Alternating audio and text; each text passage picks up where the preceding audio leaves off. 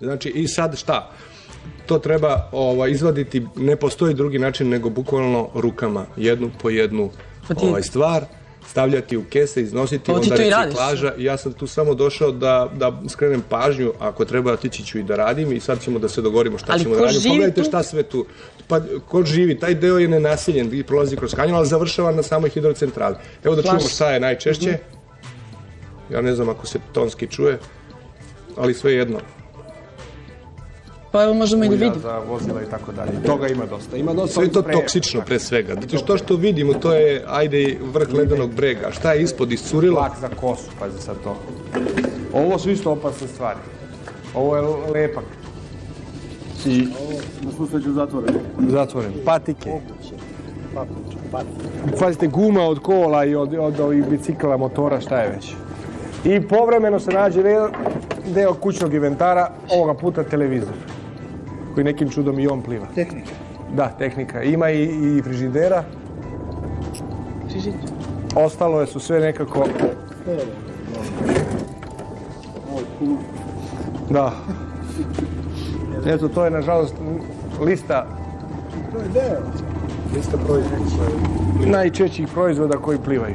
Dakle, hoću da se nadovežem, tu sad već je počelo čišćenje i to je uobičajena praksa. Obično u proleće se nagomila ovoliko smeća, ali je to šačica ljudi iz Nacionalnog parka Tara, koja to, njima treba godinu dana. Oni imaju jedan brod koji su dobili kao donaciju od norveške vlade, ali brod nije u stanju to da skupi. On uglavnom skuplja balvane i trupce koji plivaju. Tu i oni napravaju najveće zagušenje i uspore uopšte čišćenje, zato što je ogromna masa.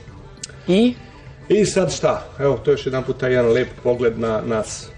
Moram tako da kažem na nas, jer ovo nije niko drugi nam uradio, nego ne ovo smo mi krivi sami sebi.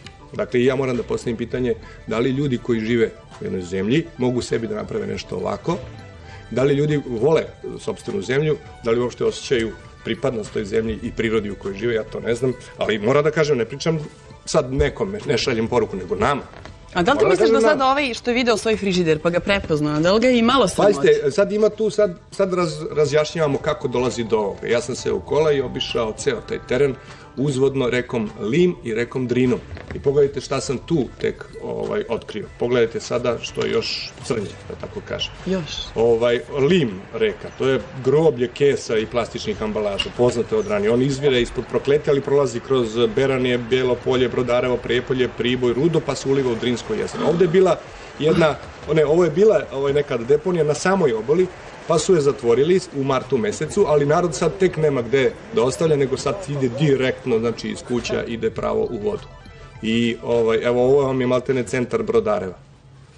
Ovako izgleda. Pa sam se spustio niže do Prijepolja, jedno lepo mesto, gde reka prolazi praktično kroz sam centar i tu je deponija nešto niže od grada, ali pazite, deponija, pogledajte sada taj kadar, se oslanja na samu obalu. I malo veći ili viši vodostaj i sve ovo smeće otplovi nizvodno. I onda, dakle, tu je jedan ovako ozbiljan dotok ovog otpada. Ovo je još jedan kadar, dakle, te deponije, gde upozoravaju komunalci s kojima sam razgovarao da ova deponija može da izdrži još samo 2 meseca, a posle će videti gde će i šta će. Ovo je sledeća deponija na putu do Drine, a to je ispred Priboja, gde je reka Lim, i sad to je autoput, ali ova deponija najsurovije izgleda, nekao bih da se čovjek skrene naravno pogled na drugu stranu. Ne daj Bože da nam se pojavi neki novinar iz inostranstva ili neka televizijska ekipa da sve ovo snimi i da mi odemo sa ovom slikom u svet. Pa evo sad idemo sa ovom slikom u svet.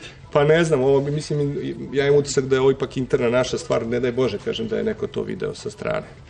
Ovo je sada Drina, preselio sam se na reku Drinu, ovo je Goražde, tu u neku ruku je deponija malo izmeštena iznad, ali uglavnom lokalno stanovništvo, kao kažem, to nisu samo Srbi, to su Balkanci, to smo svi mi, to sad nije bitno ko je, znači na Balkanu se ovo nama dešava. I idemo još niže, sad ćemo doći do Višegrada, gde je takođe jedna drastična slika. Tu se deponija isto oslanja na obalu jezera, ono što stigne do vode, evo je sada ta deponija, ona konstantno dimi, sagoreva, već ne znam šta, i s tim što ona ima direktnu vezu sa vodom, tako da taj sav otpad koji tu završi, koji je tečnog sastava, ko zna završi u našim organizmima 99%. Tu se pojavljuje prva ta jedna gomila smeća, ali oni mogu da otvore preliv kada se podigne vodostaj i da sve ovo prođe dalje. Ovi ne mogu u Perućcu, to je ona slika sa početka. Šta je rešenje? Šta je rešenje? Šta je rešenje? Pa imaš i ti primer da... Pa da, zato što, ali ti si rekao da to nije sad, to smo svi mi, ali evo znam 4 devojčice, 14-15 godina, u Kuršumliji žive. Kažu, u centru grada nema gde da se baci đubre, svi bacaju na ulicu. I one su devojke sele, napisale projekat kako da nađu, ne znam, 10 kontejnera koje će postaviti betonski. Koliko to može da košta? Može da košta 1000 evra, računale smo, ja sam im pomagala da naprave projekat. Ne mogu nikog da nađu. U komunalnom tamo preduzeću radnici, čak i da nađu kante, ko će da donira, oni traže dnevnice da urede, da postave njima kante u centru grada. U principu neki projekti već postoje kako da se deponije izmeste van obala, da se naprave po nekim evropskim ili svetskim standardima, ali će proći još dosta godina. Ali i ovi ljudi verovatno imaju neke izgovore. Ne bi bacali na reku da imaju negde drugde da baca. Uvek se nađe i da li misliš da je njih sad sramota kada gledaju ovo? Da li se iko postideo ili shvatio da... Ja opet ovako, pazite, da imam neki transparent, sad bi ga ovako istakao, ovolikim slovima bi napisao da li volite zemlju u kojoj živite, odnosno da ne kažem još strože, da li volite prirodu u kojoj živite i posle tog ide ovoliki znak pitanja, još veći, nema kamera, sad ne može da to... A dobro, nek na tome ostane.